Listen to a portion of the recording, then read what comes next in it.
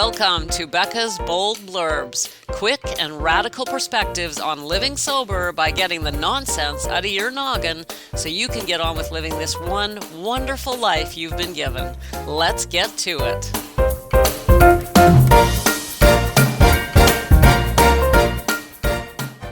Hello and welcome to your daily blurb.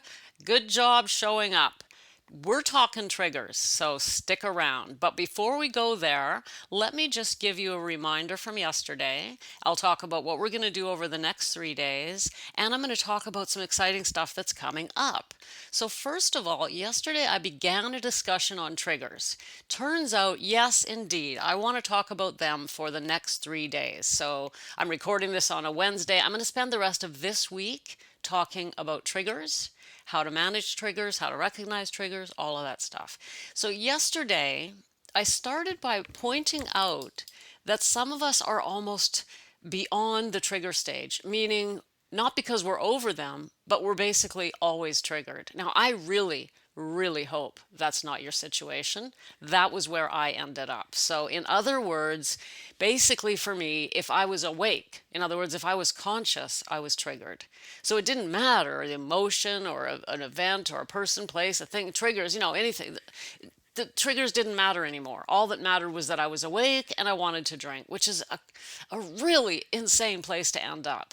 So if you're not there yet, good job. Let's do something about it before you ever get there. So today we're going to talk about triggers in the more traditional sense. In other words, you're not always triggered. And we're going to talk today about internal triggers. So we're going to face internal triggers and external triggers.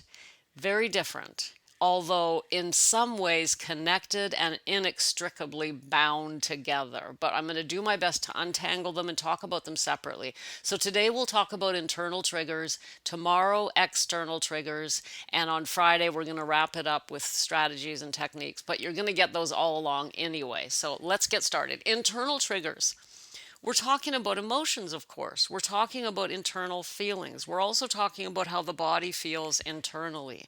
These can trigger us. So nothing's going on externally. We're not seeing anything. We're not around people that make us want to drink. We're not, it's not a particular time of day. This is tied to our emotions. And these are very difficult triggers. First of all, because they can come on without any warning. We just feel a certain feeling. We might, and this is how it's bound to the external, because emotions are tied to what we're seeing or hearing often on the outside. Meaning, you could be innocently walking along and see something that triggers an emotion, and the emotion triggers a craving. Right? So it's really hard to pull these apart. But let's just talk nonetheless about emotions today. We can be, if we're feeling lonely, if we're feeling anxious, stress, lonely, if we're having even hunger, right? If we're tired, and then on the opposite, if we feel elated, joyful, we want to celebrate for something. All of these emotions, whether positive or negative, can cause us to want to drink. How do we handle that? So the first thing I want to get you doing, starting right now, is start a trigger journal. This can be as simple as a little piece of paper in your bag or your pocket. Start paying really close attention when you get triggered. And by triggered, what do we even mean, right? What do we even mean by that? What I mean by it is sudden urge to drink. All of a sudden, it's like, you know what? I need a drink. It's time for a glass of wine. That's it. When that happens, stop and ask yourself, what? What happened? What just happened to make me have that thought or feeling?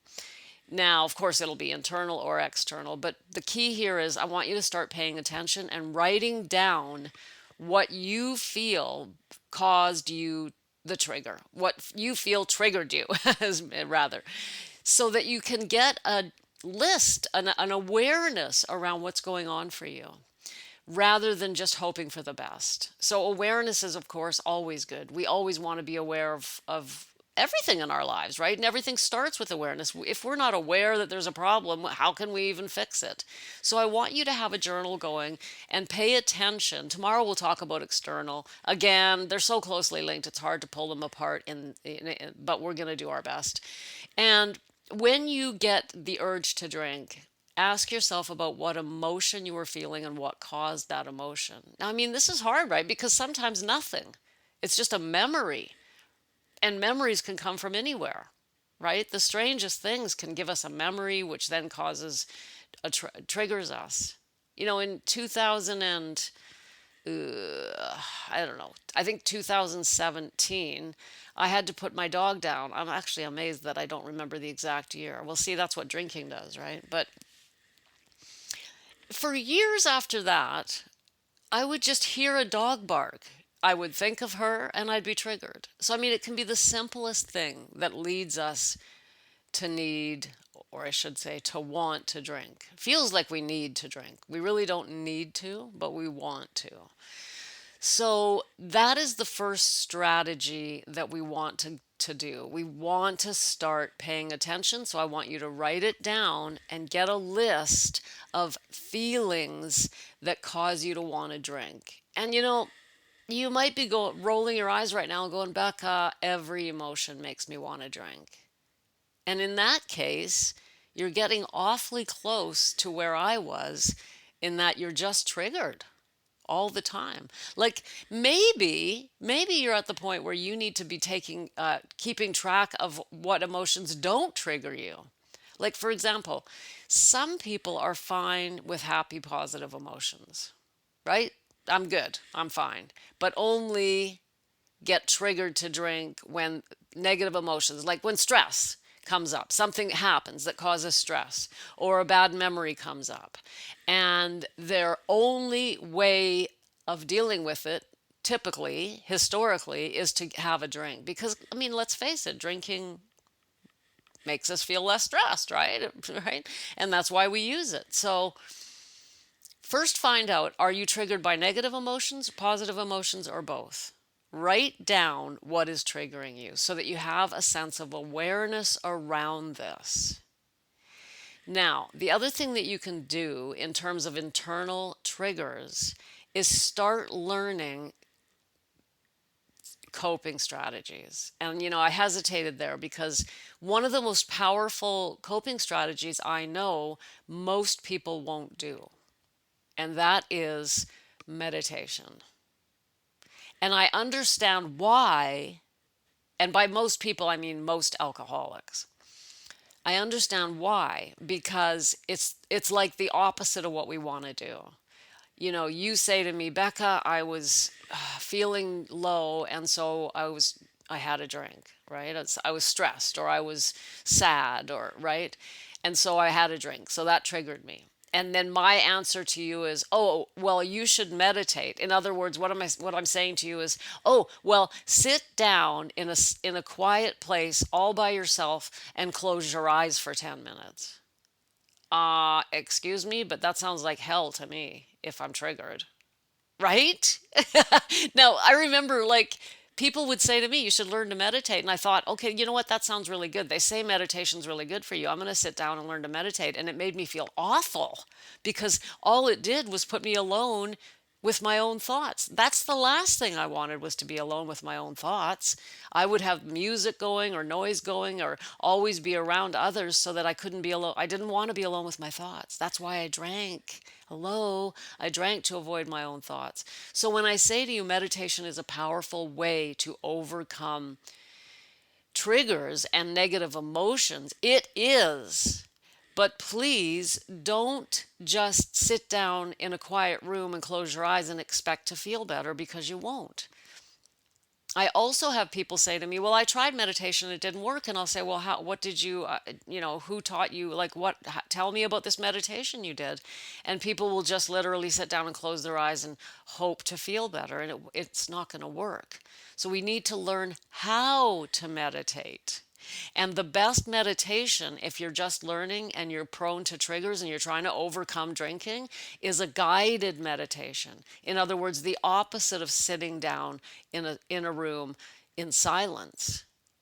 because most of us drink because we have a very loud negative voice in our heads. The last thing we need to do is sit in silence and let that voice beat us to death. Instead, get yourself a guided meditation. You can do it on YouTube, you can get an app. There are so many options out there. You do not need me to tell you that.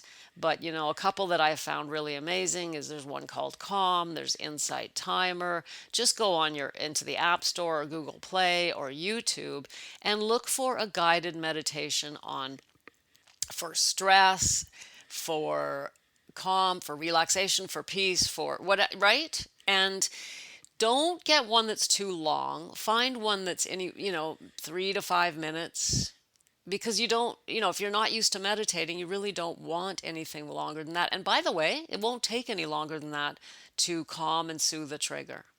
But find yourself one that appeals to you. And when you're triggered, if you can, of course, sometimes we're triggered and we can't just stop what we're doing and sit for 3 minutes. But nonetheless, sit down with your guided meditation and turn it on and listen to it all the way through. I think 3 minutes would be really good, because you can then just get on with your day, but it's a total pattern interrupt. So if you're in a feverish, triggered mode, you're stressed or something, a guided meditation is an amazing way to break that pattern, to interrupt the trigger and do something completely unexpected. But I really don't recommend a silent meditation, unless, of course, you're good at it. You've been trained and you know how to meditate in silence and look after your thoughts and not just get beat to death by your thoughts. Because you know what? That's what will happen. If you're not trained, I mean, if you just haven't taken some classes and learned how to do a silent meditation by yourself, your negative internal dialogue is just going to go berserk, and it's incredibly painful. That was what happened to me, and I thought, I can't believe that I'm being advised to meditate when it's just this horrible internal voice telling me how awful I am. Then I found guided meditations, and this was before the internet. And I found, I was given some tapes. Remember cassette tapes? And I had these in my car. I had a little Walkman. I don't know if you know what a Walkman is, but it was a little tape player the size of bigger than a cell phone, but you could carry it in your bag. And I would have guided meditation tapes that I would listen to, and I could listen to them anywhere. So I would recommend, if you're concerned about internal triggers, find yourself a guided meditation that you like and have it on the ready. Load it up on your cell phone and just sit down and do that when you're triggered. And you might want to just do it anyway. Start your day with a 3-minute guided meditation, 5 minutes, whatever appeals to you. But it's an excellent way to learn how to cope. So what's going to happen with a good guided meditation is going to take you through some breathing and help you to calm the mind. And as you're doing that, you're learning how to do that. And eventually you don't need it. You can get rid of the guided, and you'll know how to calm yourself for 2 or 3 minutes of silence by using your breath.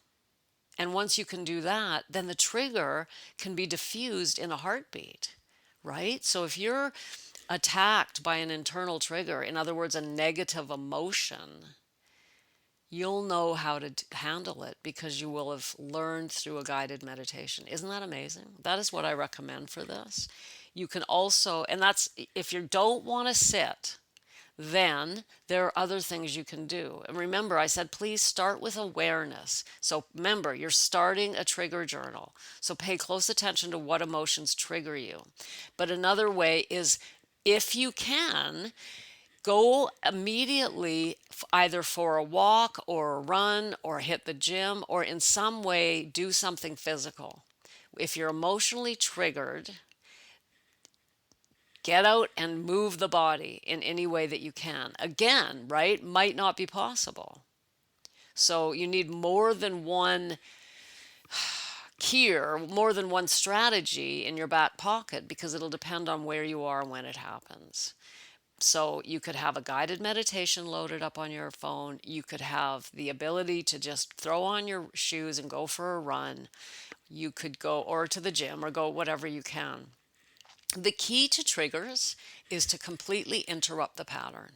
Do not, under any circumstances, grab onto it and let it drag you along, right? So a trigger, and I know what they feel like because I've lived with a trigger is something, in my opinion, and this is my own experience, that hooks us. And if we let it hook us and hold on to it, it will drag us along until we get a drink in our hand, right? So it drags us along to the bottle. And one of my biggest problems was that I allowed that. I'm like, you know what? You're right. I'm just going to go. I'm just going to go get a bottle of wine. It's okay. It's just wine. And this whole internal narrative, all the way to the liquor store until I had the drink in my hand, and then it was too late. I didn't know how to stop it. And it's a little uncomfortable in the moment, but if you can recognize that, and instead of going along for the ride, right? Not the literal ride to the liquor store, but I mean the trigger, the ride, the emotional, the mental ride that the trigger will take you on. Sit down and turn on your meditation or go for a run.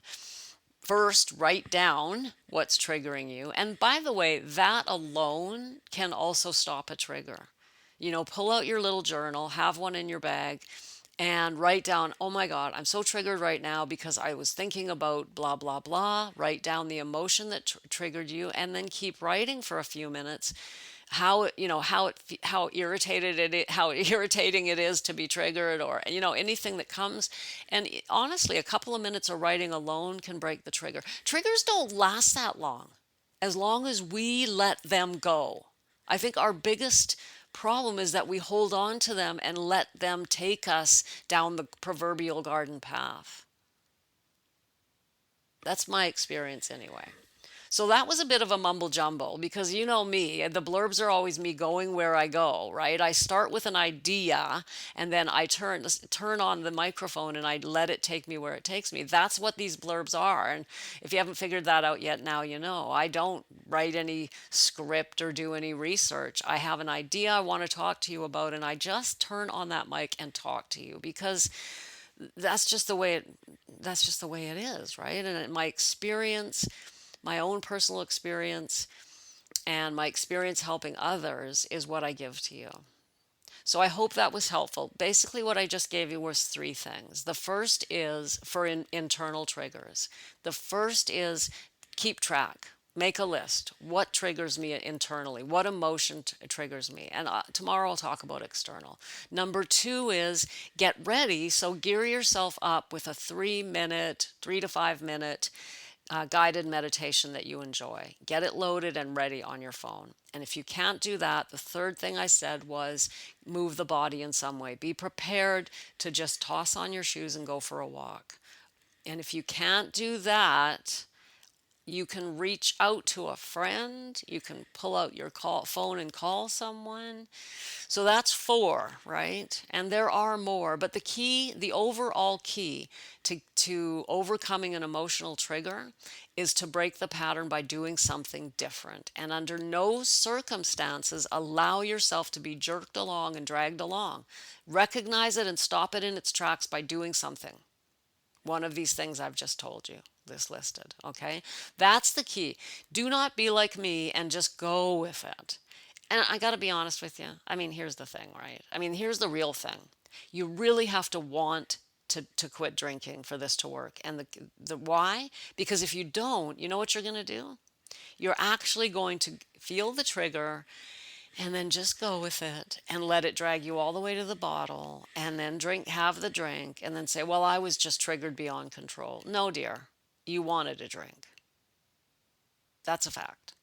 And that's what I did. The truth of the matter is, I wanted a drink. And I'm like, don't tell me how to break this trigger because it's getting me my drink. So honestly, at the end of the day, this all starts with a desire to quit. If you want to quit, these strategies that I've just given you will work. But if you don't really want to, you won't do them anyway. You'll just go off to the bottle and go, well, I couldn't help it. I was triggered. So please, please, please start with desire. And I hope you want to quit because that's the beginning of everything here. And I just realized this might be one of the longest blurbs in a long time, so I'm going to let you go. Tomorrow, we're going to talk about external triggers. But before I go, I want to remind you I have a very, very exciting new, new whatever you want to call it, coming up August 1st, I'm beginning what I'm calling your Daily Do Challenge. And this is going to be ongoing starting August 1st. And the Daily Do is simply something at the end of every blurb. I'm going to give you one thing to do that day that's going to help you on your path to happy sobriety. It could be physical, it could be emotional, it could be mindset, it could be spiritual, whatever, but it'll be simple and clear, and it's your daily do. More on that tomorrow because this is a long blurb. Whew, triggers, big, big topic, right? Listen, thanks for popping in. More on this tomorrow. Sending you tons of love. Bye for now. Thanks for popping in. Be sure to come back tomorrow so we can keep your head on straight. Sending you buckets of love.